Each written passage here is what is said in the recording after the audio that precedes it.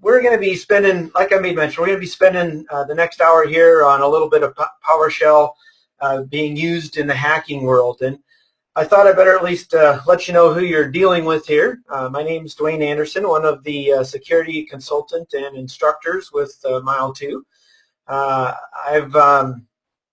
Look, I'm supposed to be an expert, but I always struggle to say that because there's always somebody better than me. You don't have to go that far.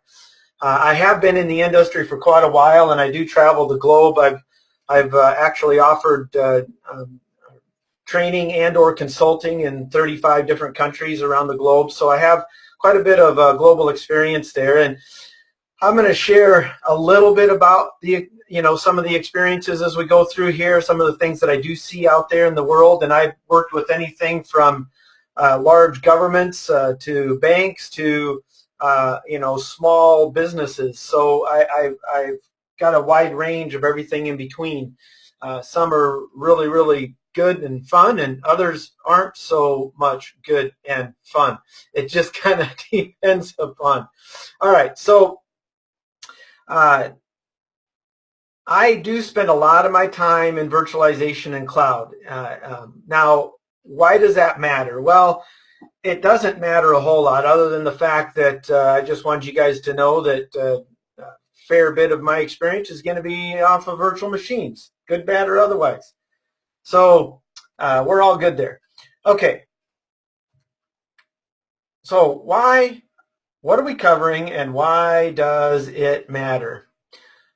So first of all, we're going to take a few minutes and talk about what PowerShell is, and I mean just a few minutes. I am not going to bore you to death with a 2-hour discussion on what PowerShell is and what it can do for you. That's not what we're here to do. We're going to get you into the meat of it here fairly quickly. We're also going to talk about why we care. Why is this a big deal today, and what's actually happening out there in the industry from a not so good point and from a good point. I will tell you guys that I am a big believer in utilizing PowerShell in companies, especially when it comes to proper auditing. Talk about an easy way for continuous auditing to take effect. And I'll probably talk about that here towards the end when we talk about discuss a little bit of prevention here. We're going to make sure that you guys know what you need to do to make it work and how to go about utilizing it. And then we're going to walk through the different parts of pen testing and what we can actually do here, and what so what we can do here and what we can't do here. There's good and bad with this, and we'll walk through some of that. I'll show you how we've utilized it, how others have utilized it, and it does go way beyond. The intent of this webinar is to get you guys started. So we're not going to be going into scripts that are 175,000 lines long, which they could be, but it's not likely. We're going to be going through some of the basics so that you understand what we're doing and why we're doing it, and that'll get you a really, really good start. And we're going to finish up talking about prevention, which is awesome, some of the things that have been added into the latest version of this. All right, so what is PowerShell? I love this statement here. Good friend of mine out of the UK, Tom Howarth, is a big PowerShell guy, Power CLI guy, and he coined the term, as far as I know, get PowerShell, get life. I will state that those that utilize PowerShell are often utilizing it in such a way that they lower the amount of time that it takes for them to actually perform and do work, which is, let's just say that's pretty cool, right? I have seen time and time again organizations that actually implement this and implement it right.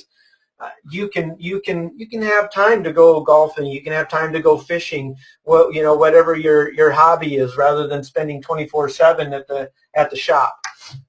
Although you could also just fill your time with other things as well, right? So let's not go there. So get PowerShell, get life. It is a very common tool today and becoming even more common. And it's simply a task automation and configuration management framework. That's it. It's going to automate tasks and automate configuration. It allows us to do everything from changing settings, adding users, adding machines, changing configurations on systems, in Active Directory, whatever the heck you're dealing with.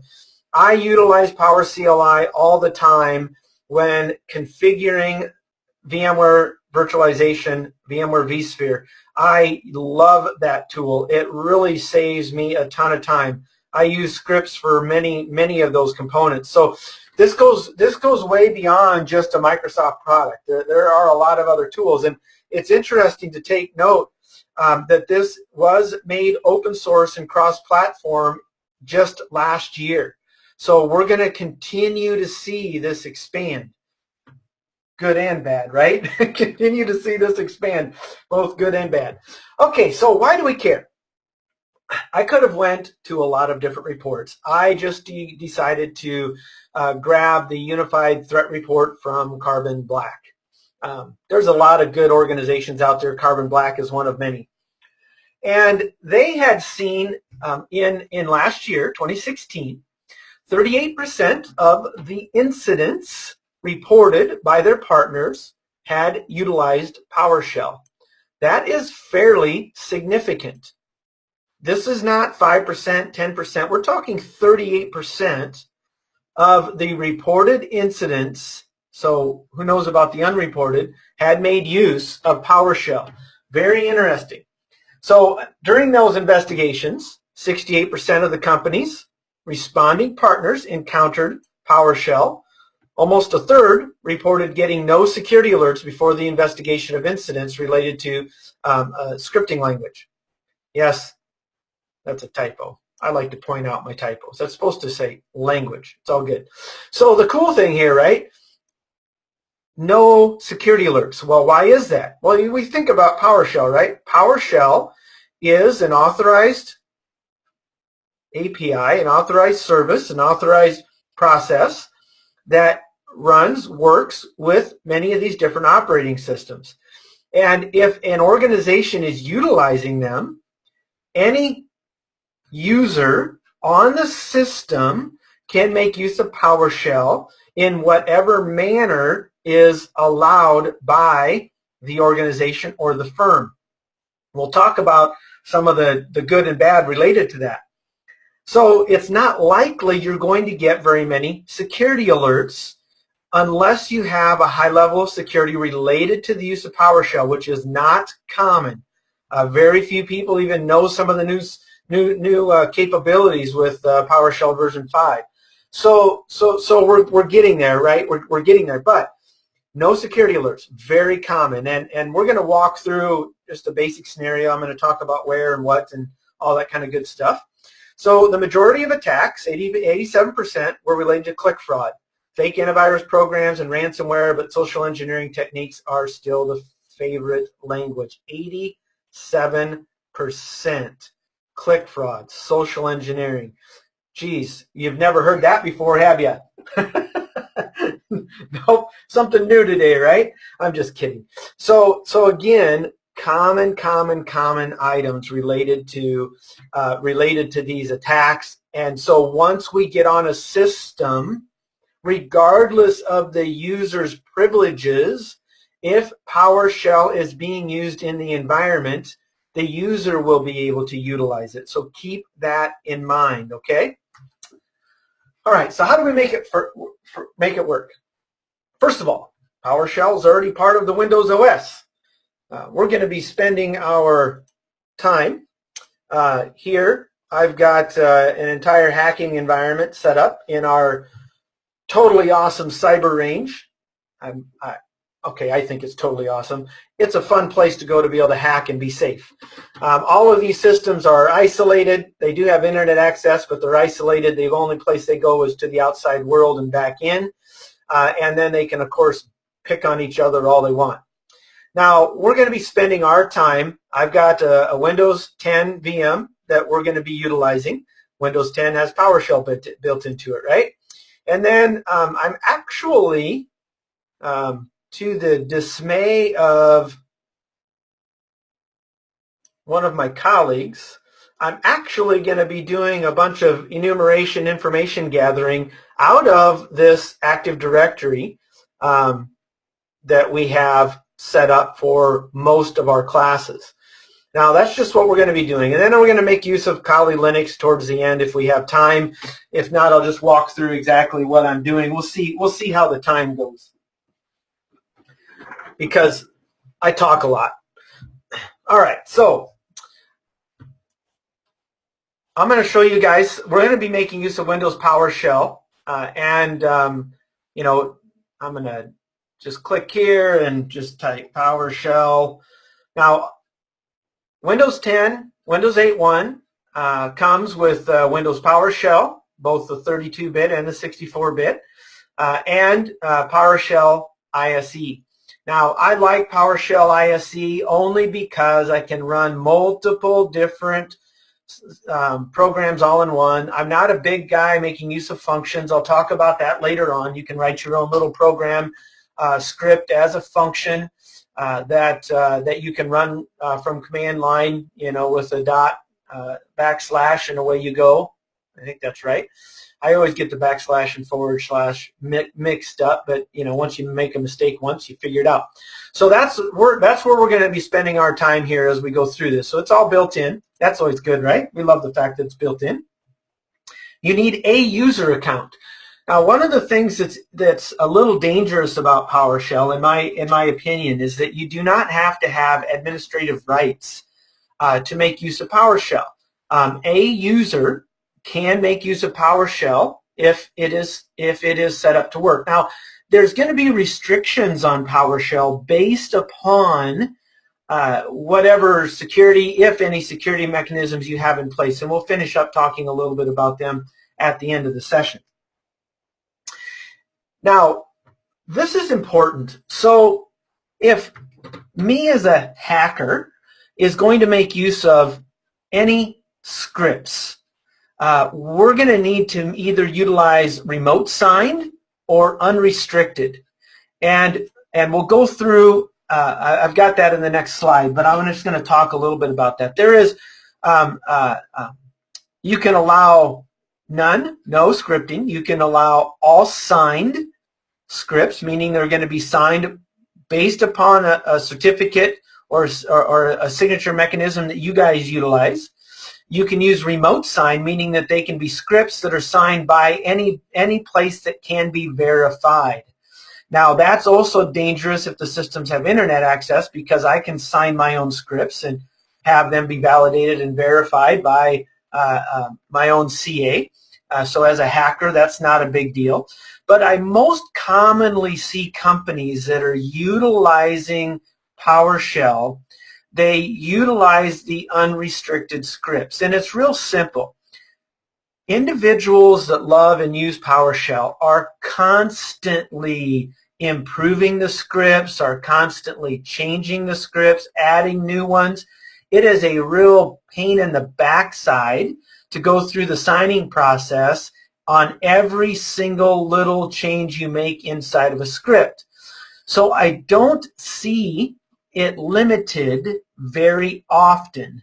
I see it unrestricted more often than not. Now, I will tell you that in the banking industry, most banks, not all, but most banks do have them signed, especially when we're getting into specific areas. They will require them to be signed or on specific systems.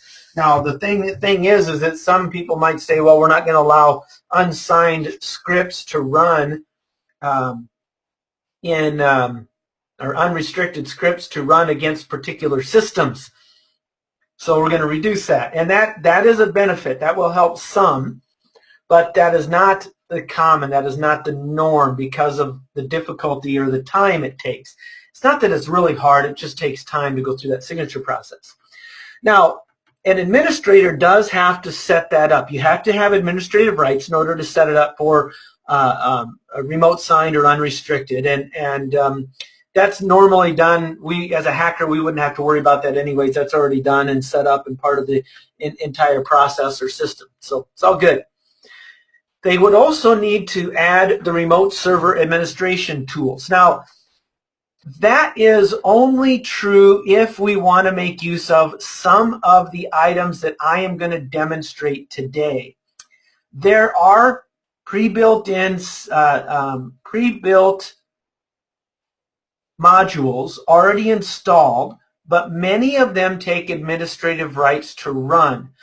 What I am demoing for you guys today does not take administrative rights in order to get the information. We're actually going to be querying an Active Directory for a ton of different information to see what we can find within the environment. So you do have to add the remote server administration tools, which is quick and easy to download, and there's a quick link for you to go and grab that. And like I said, we are recording this, so we will make this available for you guys after and sometime later this week after we get everything set. So how do you use it? It's built into Windows, so I think it's fairly easy. You'll first be, so we're talking about us setting up a demo environment. If you're already hacking into some places, that's a different story. Okay, maybe I shouldn't use hacking, right? Because that would be illegal. Everything that we're doing today, you do have to have authorized rights to do so. Some of the first components are fine because it would be, if you're an admin, you're not doing anything illegal in these first components that we're going to walk through. Now, when we start putting a reverse shell on or something of that nature, well, that's a different story. So you log in as an admin, or you fire up PowerShell with administrative rights, and then you just simply type set execution policy unrestricted. Now, I've already done that. Not going to go through that again, but that's all you need to do. And that is fairly easy, simple, and, well, common, all right? Fairly common. Then we download and install the RSAT, and it's a simple download. You double click on it, installs. Now we're ready to go and we can move on. Now, normally these items are installed on a bunch of different systems out here. Now, I will also tell you that this scenario assumes one of two things. You have either social engineered your way onto a box already, and we'll walk through some of those components later on, or you have or you are an employee with general user rights on the inside, and you've got a grudge, so you're wanting to do some damage to the company, or maybe you're a salesman and you want access to certain data that you can't get access to before you leave, or maybe you were a victim of a client-side attack utilizing clickjacking of some type, right? So there's a lot of different options out there, but we are going to need, because you're not gonna run PowerShell from home to a system that you don't have access to. That's obviously not going to happen. So we're talking about inside of an organization first. You got to be inside the organization first. And then we need to understand some scripting variables, and we're going to go through some of them here in a moment. So we're going to walk through different parts of the pen testing here. So first of all, can we do information gathering? Well, yeah, but for what we're doing, it's an absolute waste of time. We don't need to mess with it, okay? We're just going to go right down to enumeration. We don't need to do scanning. We don't need to reach out and touch the system, because as a general user, you have rights to query Active Directory. And you can query Active Directory for a ton of information. That is what is really cool.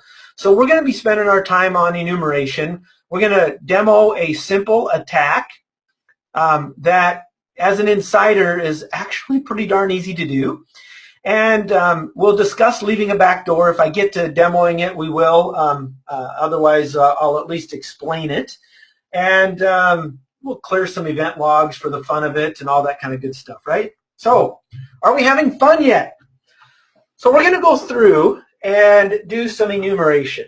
Now, first thing we have to understand is get statements. Get is just that. We are asking for information. We are querying something to gain a little bit of information. When it comes to Active Directory, any user can query the AD for said information. It's not quite the same when we're dealing with other systems that we may or may not have access to remotely. If we don't have rights to be on the box, we won't be able to query said box. And there's a few other things. For example, I cannot get event logs as a general user. I would have to be admin. Okay? So the get statements are very important to us, and we're going to gather a ton of information to be able to demo what a simple attack that we've done inside systems multiple times and had fairly decent success as we're learning more about it. Okay? All right. Next, get the AD user. All right, that makes sense. We're going to gather information about the Active Directory user. We're going to gather information about the computer. We can even talk about get service.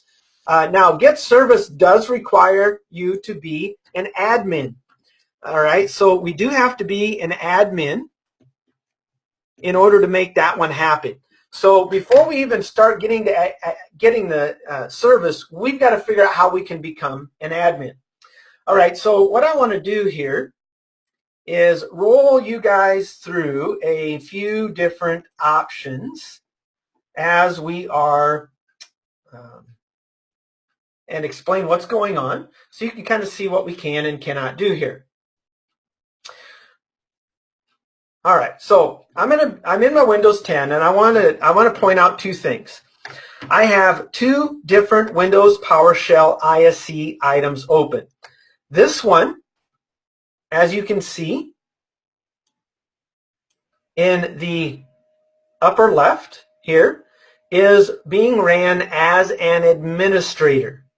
All right, so we're not going to utilize this one to start with. Okay, I am going to utilize a general user, and you know it's a general user because it does not say administrator in front of it. Okay, now a general user, as I made mention, you can see down at the bottom I'm logged in as student 100. Woohoo!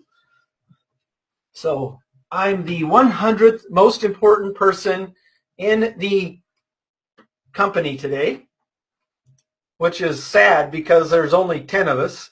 Come on, that was funny. I'm just messing around. It wasn't that funny.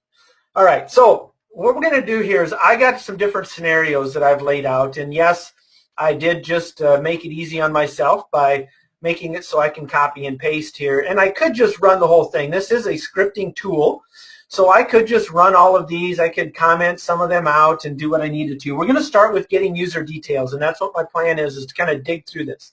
So the first thing I want you to understand is we're running as a student 100, and I'm going to simply utilize the get AD user command. And the dash filter, I could filter by a lot of things, and I'll demo some of that.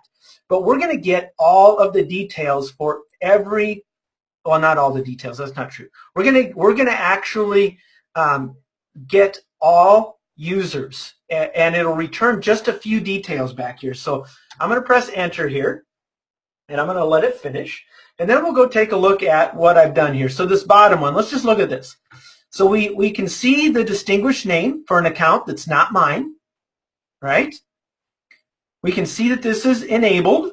That's cool. The given name, service account, well, SRVACCT, right? Short for service account. Name, the object class, it is a user, okay? User. Now, scroll up here. I probably should just, I think I'll wait and do the another command another way because it'll take me too long to find what I want. We got our object, we got our SAM account name, our SID, and don't have a surname there, and user principal name. All right, cool. That's pretty normal stuff. I think you could have guessed most of that just being part of the organization, right? That sounds pretty normal. Well, let's take a look at more of the properties. Okay. All right, so we're going to look at all of the properties here for student 25, and then we're going to see if we can take a look at the same for the administrator account, okay? there is some good information in this, and there are a ton of properties here. This is not just a one-stop shop and a small, quick item here. All right, so here's student 25. So we have, if there's an expiration date on the account, when the account expires, you have to go look up those numbers because I can't tell you exactly what it means. I got to go look it up with Microsoft. It's all good. The account lockout time, there isn't one right now. Account not delegated. Okay, that's cool. Allow reversible password encryption. Now, this is an interesting one. And you'll see that we have one account that allows for reversible password encryption, but the user didn't set it up correctly, or the administrator. We'll discuss what's going on. This one's an interesting one because this actually lowers your level of encryption. This makes it easier for us to brute force, makes it easier for us to crack the encryption utilized because it is reversible.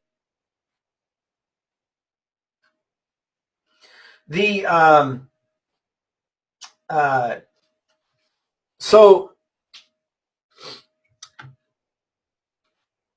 we like to look for allow reversible password encryption just because it can make it easier. There's also a tool called RVdump that you can download and run that you can actually dump the reversible password encryption in clear text. It's an interesting tool. It's not. I'm not going to tell you it's the easiest thing to work, but it is kind of interesting. All right. So, what else do I want to talk about here? There's a couple of other items. If you have a bad password, bad login count, it will record those here. Notice here that the user cannot change the password. Well, that's good news for us, right? We don't have to worry about that happening in the future. That's I always like looking for those things. What else might be interesting in here? Display name, all good. Does not require pre-authorization. Well, that's bad. They do require pre-authorization. That'd be kind of nice to know if there was an account that did not require pre-authorization. There's a couple of other items I was going to point out here if I get down to them. Whether or not they're locked out. Oh, that's good. They're not locked out. Last log off, bad password attempt. Last bad password attempt, at least it records those things. It's kind of interesting. MNS log on account. Not a big deal there. Let's see, what else did I want to talk about? I know there was something else that I wanted to point out. And it might come to me as I look down through here. Password's not expired, that's good. Last set, never expires is true. Password not required, I always like to look for those. In this case, that is false. I'd like that to be true, but that's not the case. All right, so let me see. Is there anything else here that I want? Just kind of looking down through these, you can see there's a lot of information here. Whether or not it's trusted for delegation, trusted to auth for delegation, so not happening there. All right, I guess we're going to be good enough. So there's a lot of information here. So what I'm going to do now is we're going to roll through. Let's just do a quick up arrow here. And let's, instead of student 25, let's see if we can get that same information for administrator. All right, well, that's good to know.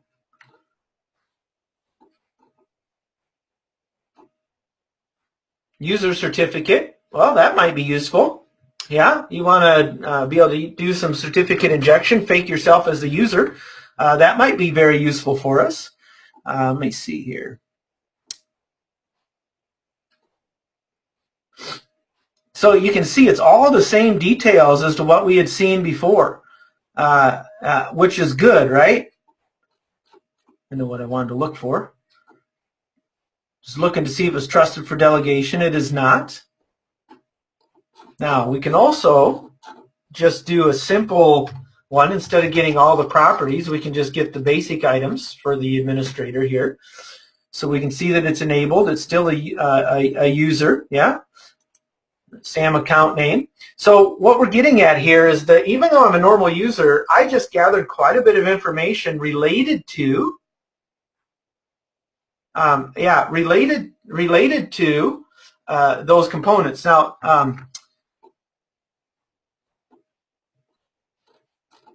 yeah, that's a good example as well. One of the individuals made mention, which is good, that with the member of, we can see how much power that user actually has, what different groups they're in. That's a good one to be looking at as well. I completely forgot about that, so I appreciate that. It's good stuff here, right? A lot of good information that we can gather from this. So let's go down through here and just talk about what's happening on these next items. So to get AD user, we can use this filter command, and we can filter for any of the properties that were listed in that long list to make our job easier. So we're going to take a look at and see if there's any users that have the password not required equal to true. Well, if there was one, that might be kind of nice, right? Oh, we got one. And of course, it's the guest account, and it is not enabled. So that's going to be a waste, right? But boy, that would have been awesome if we would have found someone that said password not required. We started thinking about different services that some companies have running, and the different service accounts.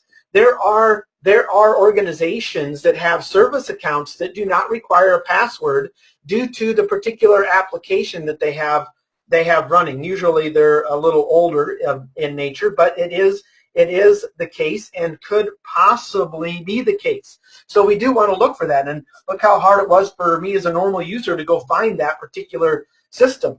And of course we don't know what they're a member of, what kind of power they have. Of course we can see that one here, but you start thinking through the enumeration process here. We've got a lot of items here. Now we can also do just the opposite here. We can actually look at a particular user and validate its property to take a good look at that particular user. So what happens is when you run this particular command, we're going to get all of the normal items that we gather when you do a standard get AD user, but we're also going to add the property password not required. So notice it did come back, distinguished name, given name, all that stuff, but it also included the password not required set to true. But sadly, like I said, this one is enabled to be false. Well, I made mention that, about this filtering. I made mention about the allow reversible password encryption. So let's go ahead and do a filter for that, shall we? I'm glad you guys are saying, yeah, Dwayne, let's do that. Let's test that. All right, so here you go. We just did a allow reversible password encryption, and there was one user, that service account, that has that actually set to true.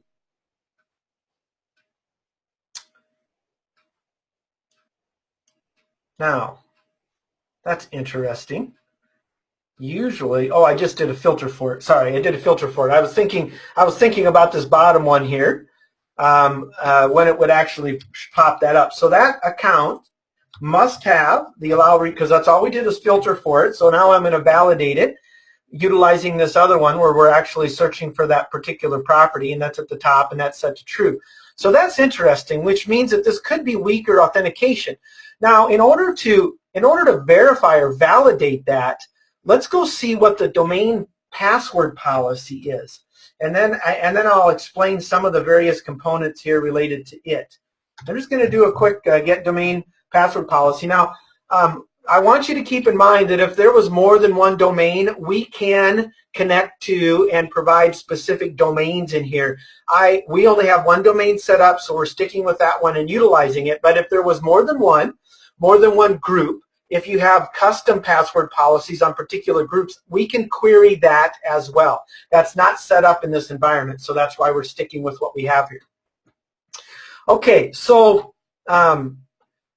we can see the complexity is enabled. Well, that's good news. The distinguished name, MWHA.local, that stands for Midwest Housing Association. Woohoo! All right. Lockout duration and observation window is 30 minutes. Now look at this one though. This is interesting. The lockout threshold. This is the default setting for Windows. So when it's set to 0, that means that we can have as many bad logins as we want. We are never going to be logged out. You set it to 1, you have 1 bad login, you will be out for 30 minutes. You set it to 3, you'll have up to 3 bad logins, and then you'll be locked out for 30 minutes. But at 0, that means it is off. That means that there is no lockout threshold, which is really cool. Our maximum password age by default is 42 days, but we already saw that some of those accounts we're never required to change. Minimum password minimum password age is 7. The minimum password length is 7, but the age is 1 day. Object class, domain DNS, yay. We can password history count.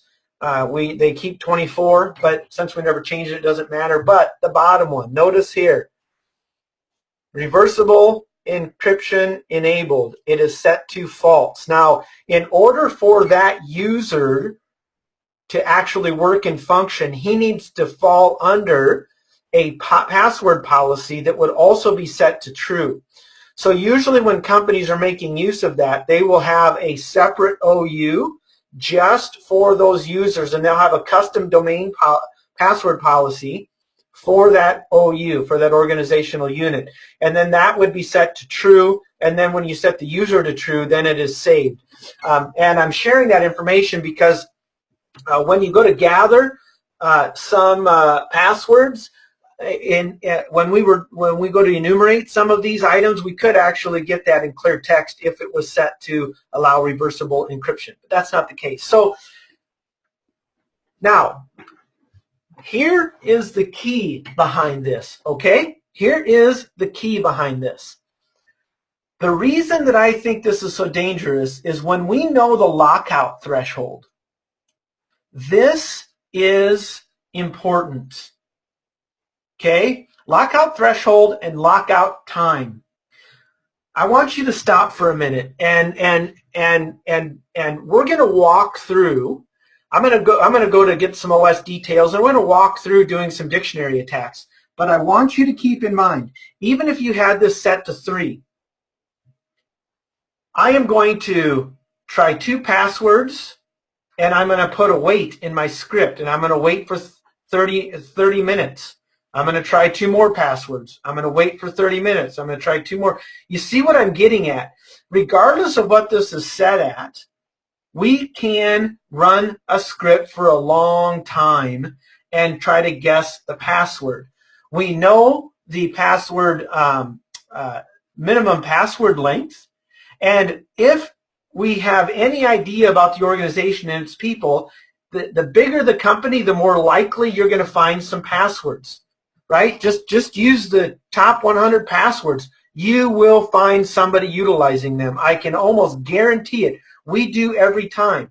So it's just kind of an interesting thought process behind what is happening out there and what can be done. So we're just going to walk through some of that. All right. So we've talked about getting the user details. Let's go take a look at the operating system. Now, in the operating system, they have get AD computer. And yes, we are communicating with the AD because some of the items that we would want to do specifically to a system does require administrative rights. So we're not going to go there. So let's take a look at get AD computer with our filter asterisk, just like we had done before. So there's a ton of computers in here. We'll just look at this bottom one because it's easy. All right, so we got the distinguished name. It is enabled. The host name. It is a computer. Nothing special there. Let's go see what else we can find out. So let's take any of these systems. I don't know what system I want. Let's do VRA-1, shall we?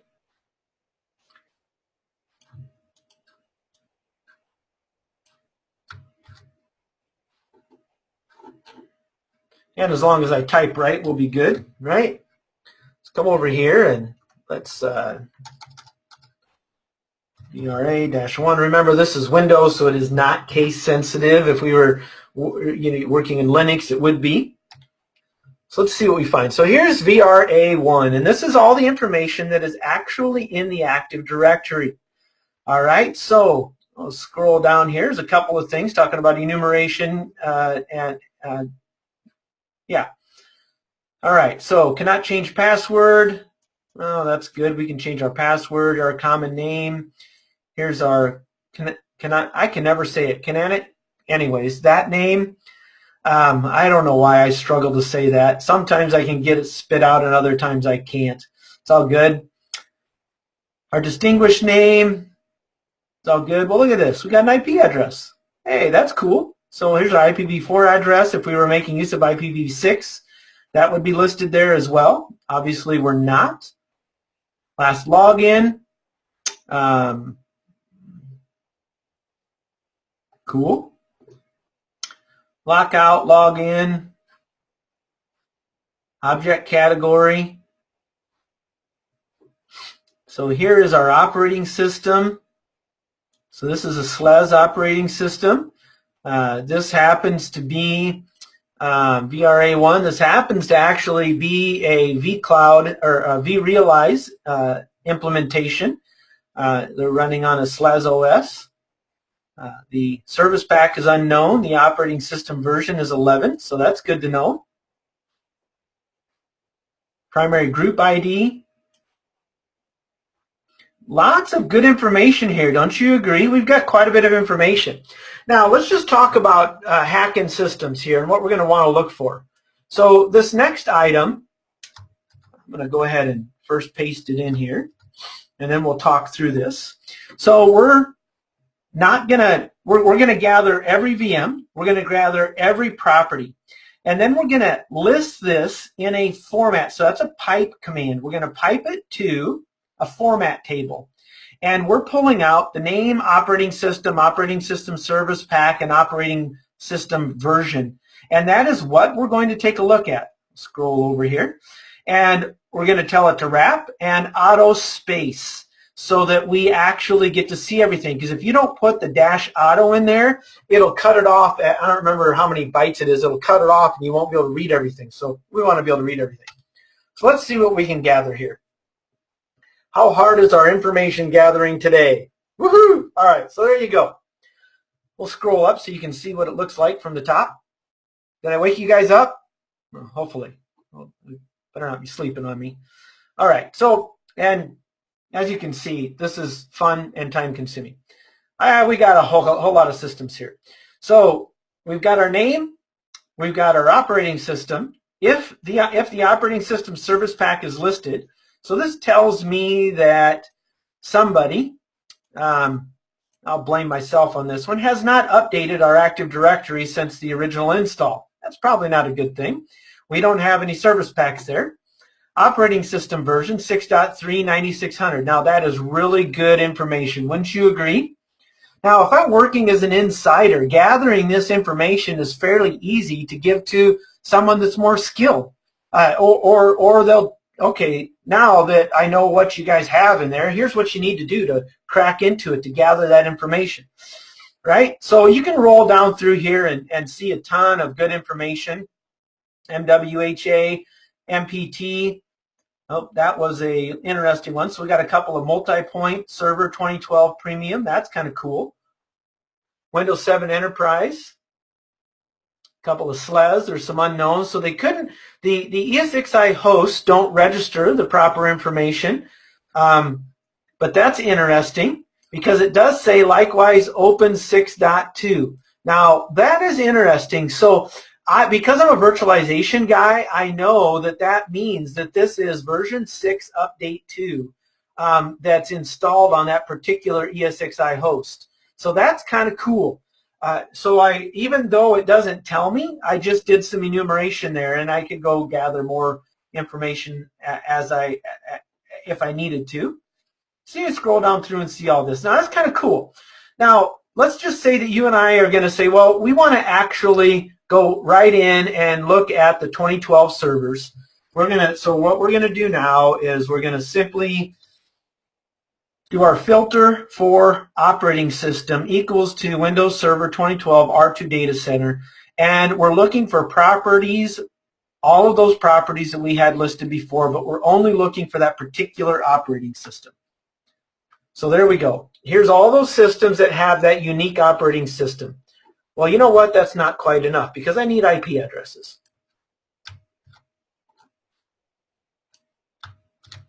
So let's just run another command. Here we go. Now is all the VMs, boom, away you go. Now, we can easily pipe this out.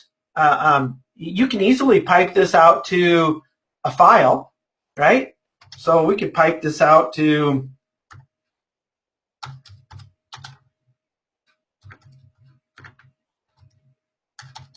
systems.txt. I could also use, I think I'm going to go with CSV. There we go. And you'll see here that I got to go back to this one. Now I've got a systems.csv file. Now I don't have Excel or any other type of spreadsheet installed here, but I could open in Word and away we go. So you can see we can pipe that stuff out pretty easily as well. All right. So we got all of our operating systems. We kind of know where we want to go, but we're just a general user and we need an administrator account now. And we can't run our get service command. We can't clear our logs because we don't have admin rights. So we're going to walk through a common method that's utilized for guessing passwords. Yeah, you got to love that, right? Okay, so I'm a general user. Keep that in mind. We have gathered all of this information from AD as a general user. Now I do have a password file here that's just got 4 passwords in it. We could make this huge. Look, I don't want to spend hours going through this. You don't either. We can demonstrate what we're trying to do here. Okay, so what we're going to do is I've created a script. Now the first thing I want to do is make sure that my users file is deleted. I'm going to delete this users file here, okay? All right, we'll come back to it, I promise.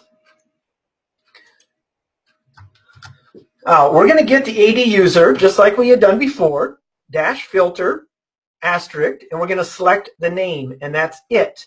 And we're going to pipe that into a user's text file. Now, I could do all this together, but I'll explain why I'm doing that here. Part of the reasons why I'm doing that is because I didn't want to write a script that would remove the first 3 lines. I don't want to see the errors related to this. So I'm going to delete those. And now I have just the usernames and the entire list of those usernames that are in our AD. So we'll save that. Away we go. Okay. Now we're going to come back here to our script. So I am defining the domain because we did already gather that information. So this first part is defining the domain. And next we're going to do a simple for each statement. So when you do need to at least get somewhat familiar with PowerShell. I am by no means some crazy expert. I go to others to help with this. I will tell you that if I can figure this stuff out, you can figure it out. It is not that hard to do. And what's happening is it's going to read the users.txt file. So the /users.txt. Now, I did not have to put a folder in it because I am already in the users student 100 directory. And in that directory contains my users text file, right? So we're going to look at that content. So it's going to look at every single item, and for every user, $user, in get contact, in that file, we are going to do the rest. So if there's 2 users, it's going to do this on 2 of them. If there's 100, it's going to do it on 100. If there are 2,544, it's going to perform it on 2,544. And next we are changing the user account. We're going to provide the variable $UN. What we're doing is we're making sure there is no spaces in the username. Remember, if it pulled in a space, made him, which I'm sure it did, if it pulled in a space after any of those names, that would error out when we go to do our password guessing, right? Our dictionary attack. So what we're doing is we're making sure that username has no spaces in it. So we're replacing the space with nothing. So we're just removing the space in the username, which we need to do. And then we're just going to print out on our screen that username so we can see who we're attacking. And then we're doing another for each statement. And you got to make sure you have these brackets before and after. And before and after, they got to be in there, otherwise it's not going to work very well. All right, so in this for each statement, now we are going to look at every password. So if we had 5,277 passwords in our password file, it would run through this for each statement for every user 5,277 times. And fortunately, there's no lockout on the users. So we don't even have to worry about time. We don't have to put a wait statement in here. Because normally we would do this twice, and then we would wait. So for every 3 times, for every third time, we would put a wait statement in here, and you can do a counter and set that up. It's not hard to do. It's another fairly simple process. All right. Now, this next items here, you would end up having, like me, I'm not an avid PowerShell user. I had to go look these items up in order to, when we first started doing this, I didn't know what any of this stuff was. I had to go look it up. So I'm doing the exact same thing with the password, making sure there's no spaces in there on every single one of them.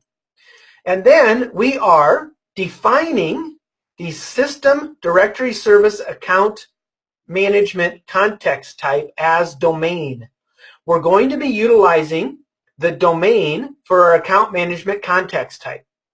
And then we're creating a new object within our Active Directory under account management, and we're utilizing a principal context format. Now, I'm not going to sit here and try to tell you all of the details, what's actually happening here. In the end, we're attempting to create a new object within our AD. Now, we're not going to actually finalize the creation of that, because before we actually finish the creation of the principal context, we're validating the passwords, but then we never actually create the new object. However, this is going to have a ton of logging if set up correctly. So I'm going to show you a secondary method utilizing some executables that are built into PowerShell that do not log near as many details and are easier to bypass loggers. All right, so hide yourself. And so now we're going to utilize, so we're creating a new object, based upon $CT, so it's domain context type account management. And we're defining the domain, which is the MWHA. We have to have that as well. And then if and only if this equals true, so you're going to run the $PC yada yada yada, and which is going to be either a true or false. So the username and password is either going to be valid or it's not.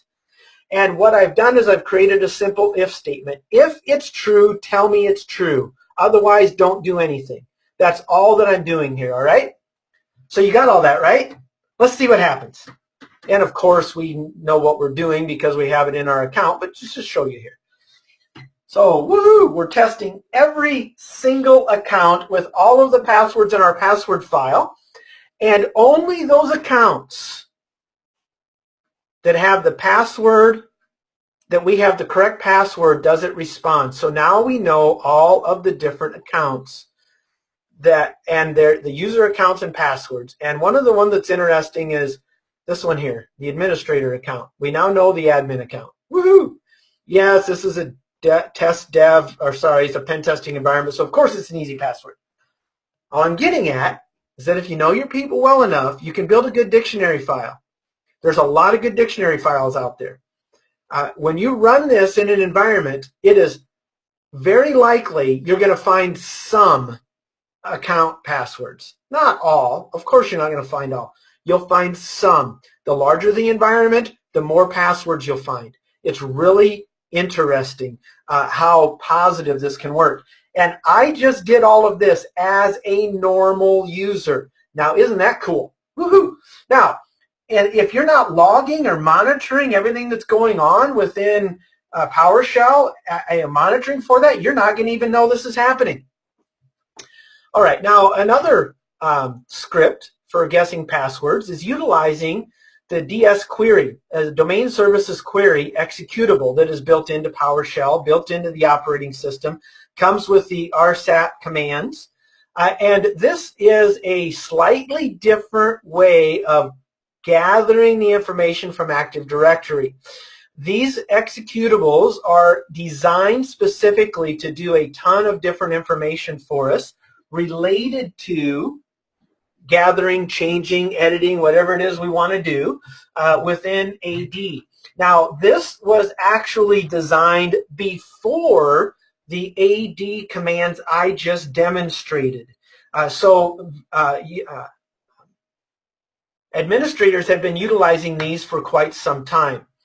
Now, we can do the same thing here on this DS query, outputting it to user.txt.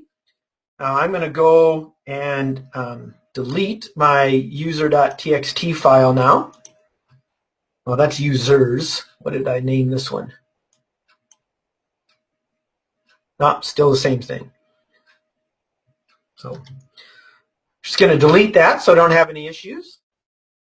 All right, and then again, another for each statement, and we're getting that content. So the exact same thing we did before, except now we're actually going to be utilizing the ds-get command.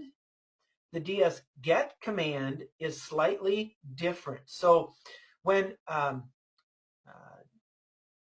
let's just do a,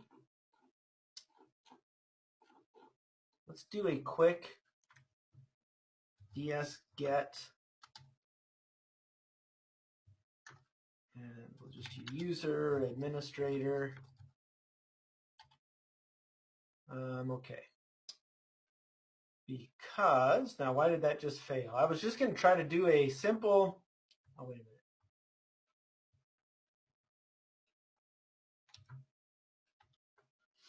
Still. Well, I don't have something quite right here.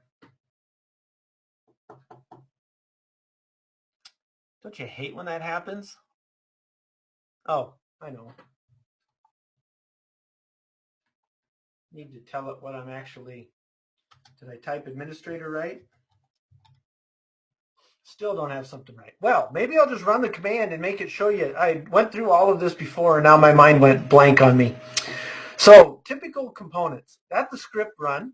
Did all of this ahead of time, one item at a time, and of course I'm going to have issues. The DS query is querying for the users on the local domain. And then we're going to utilize the ds-get command for a specific user, gathering the SAM ID. I know what I'm doing. So DS query.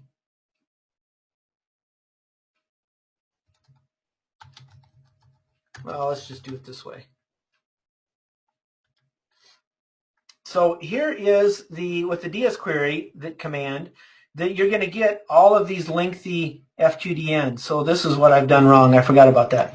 So these are your domain names that are built into the environment. And ds-get is actually going to. So now if I do and that's what I was doing wrong. It doesn't. You have to have that name in order to make it work. Okay. So now with the ds-get command, we're going to be able to see the SAM ID, and this has 3 entries. Now, the reason I wanted to show you this, and I forgot to run the DS query first, I apologize. So the reason I wanted to show you this is so I could explain what was happening here. Now that we have the SAM ID actually produces 3 different results. And this is SAM ID is the first one, and that is 0. The actual name is 1, and the DS get succeeded is 2. So when we look at assigning a particular variable, we want only the username student49. So we do not want 0 or 3, we just want number 1. And just like we did before, we're going to replace the spaces with a null. We're going to write out that SAM ID so that we can see what it is, and then for every password in the get content, so just like before, going through that same process, but now we're utilizing ds-get, which is not logged in PowerShell in the same manner. This is a different component. We're not trying to add any new objects. We're simply getting the user items and validating and verifying that they are who they are. Now what happens is that we're just going to null this out, so it's not going to produce any information, but we're going to be able to utilize the final code, which could be like an error code, the null code, true or false. And anything that produces a true, the $? is going to write out and give us the information. This is just a slightly different way of producing the exact same stuff. So here we go. And now it's testing. In this case, it tells us every account. Those that we guessed, it produces the password, and those that we didn't, it doesn't produce the password. Exact same manner, a little bit more stealthy than what we had before. Kind of cool, right? Yeah, woohoo! So here we are hacking away. Now, it's already past my hour. So what are we going to do here? Well, I'm going to show you a couple of different commands. First of all, getting OS details. Can we, now that we know administrative accounts, of course we can get services of any system that's actually up and running, right? So let's just see if we can run that quickly as the administrator. Well, let me see here. I think, there we go. We'll try it on a different computer name. And of course,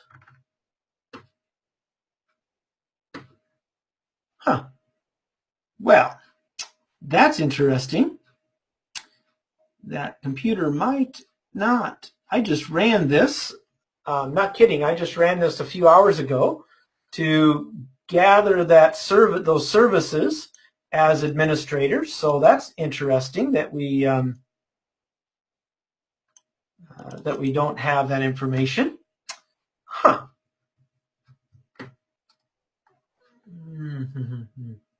Well, let's go ahead and isn't that interesting?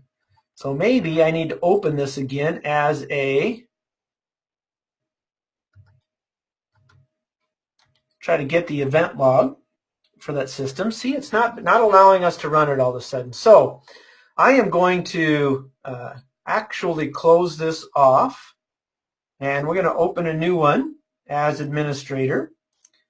Something has changed there. Maybe my session timed out.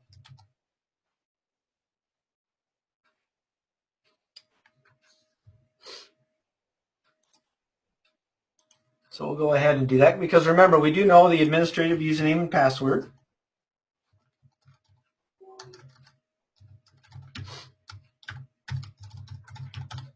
Hopefully it was just a timeout session.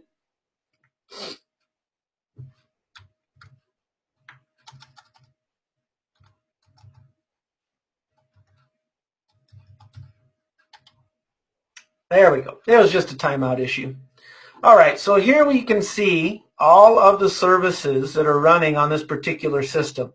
I just wanted to show you that now that we have that, boom, we can get that information. We're querying directly that particular VM. And we can also, I'll come back over to my normal session here and go to the event logs. Let's go ahead and see about getting event logs. And this is on an RDP session, a multi-point server. We're just going to gather that information quickly.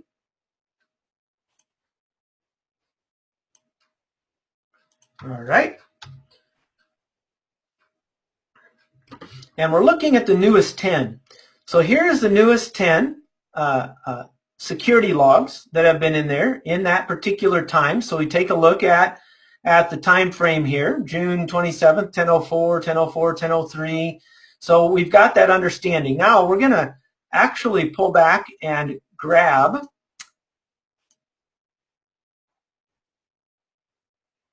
we're going to clear now these event logs and see what happens, shall we? Hiding our tracks. Gotta love that, right? All right, so it says that it finished because there was no errors. So let's see about getting those. Wow, look at that, 10:06 instead of 10:04. So you start seeing, okay, those quite interesting. Now we only have, and if an account was logged off, logged in.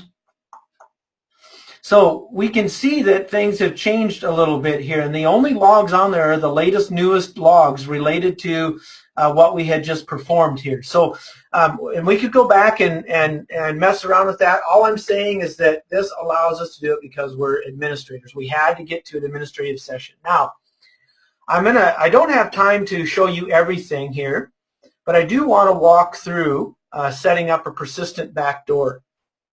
So enumeration, not a problem. We're doing all kinds of fun getting usernames and passwords without getting caught.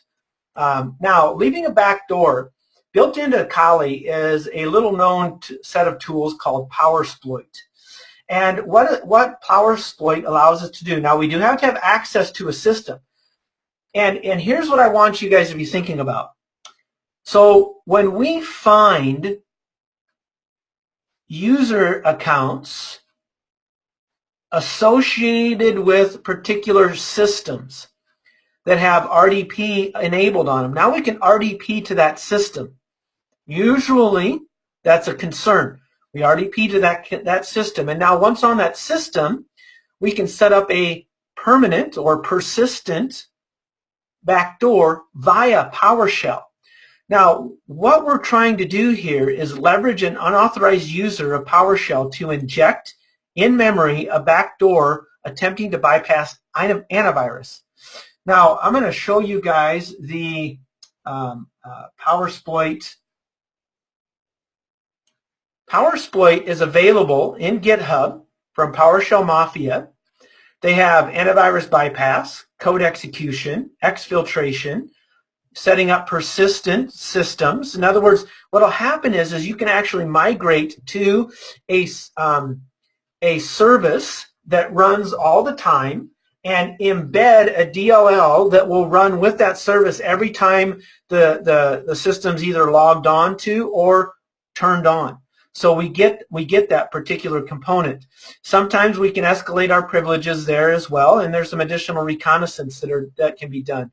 This is a really nice tool, and maybe in my next session, well, we do this actually in our class. So I was going to say maybe in the next session, but I'm planning on doing something else for the next session. But it's some good stuff here, and it's not hard to do. You use MSF Venom from Metasploit to create your package, upload it, download anything you need in memory.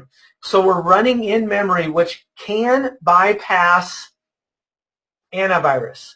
And we actually do antivirus bypass in our course, but I think in our next session, next month, we'll actually be doing an antivirus bypass session. So that's what we're going to try to do in our next session. We don't have the date or time yet. I'll get to that in a moment. Just be thinking, antivirus bypass is what's coming up. All right, so PowerShell Mafia with PowerSploit, some good stuff. All right, so how do we did the covering tracks here. Prevention. Sign all your scripts with X509 certificates and set the execution policy to all signed. That will prevent most of this from happening. They would have to be able to sign with your same certificates in order to run. That's going to be much more difficult to do. Only have the remote administration tools on your Bastion host. Only set it up on the systems that need it, period. Now, PowerShell version 5 has the ability to do script block logging. We can have system-wide transcripts. Any PowerShell scripts, single codes that's ran will those transcripts will be logged, every single one of them. So everything I did, even though I was an authorized user, would be logged, so we can easily track down what the heck was going on. That's good. Now, they've also got something new where we can actually make use of App Locker to constrain the PowerShell usage. Now, this goes in even greater detail than utilizing signed scripts. That is a fairly new system as well, which is quite good. So here you go. Those of you that stayed on to the bitter end. Our next webinar, we're gonna be doing with doing antivirus bypass. Be on the lookout, because we do not have a date yet for that, but be on the lookout. So antivirus bypass, probably utilizing Metasploit, and maybe I might even throw in here PowerSploit for that as well. Now, for those of you in the next webinar that stay to the end, will be in the running for a free seat to any of our online classes. Whether it's a pen testing class, a cloud security class, a virtualization security class, information security class, whatever it is you desire, that's the way it's going to be. So share with your friends, or maybe you don't share with your friends. Maybe, you know, don't share with anybody to keep your numbers down. Or you tell your friends about it and tell them if they win, they have to give it to you because you shared the information with them. All right, so we do have some upcoming CPTE classes as well. Lots of good information out here. And for those of you that might be interested, you can go to the Mile2 website for our pen testing engineer outline. Lots of good information here, what we do, what we don't do. Our public schedule, so these are the classes you'd be in the running for, online classes you'd be in the running for if you attend that next webinar. And so you just go to mile2.com/schedule, and away you go here. And be on the lookout, the mile2.com/schedule/events. This is where you will find out about our next webinar. We will post that probably with sometime in the next week related to when the next webinar is going to be, and that's going to be on bypassing antivirus. So be aware of that. That's where you go to view that, mile2.com/schedule/events. And if you're already on our email list, you'll receive that information as well. Remember, in the hands-on classes, we endeavor to spend a lot of time with hands-on. You can't get good with penetration testing with security without doing the hands-on. I just went and showed you all of these little links here. So there they are for you guys. I want to say thank you for your time today. I appreciated it.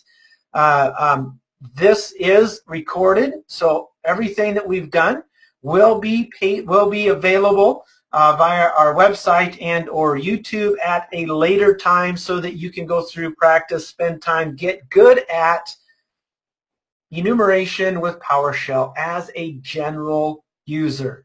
See how many of your, if you're an administrator, see how many passwords you can guess with this particular system. Good stuff, right? All right. You enjoy your day. I'm signing off now.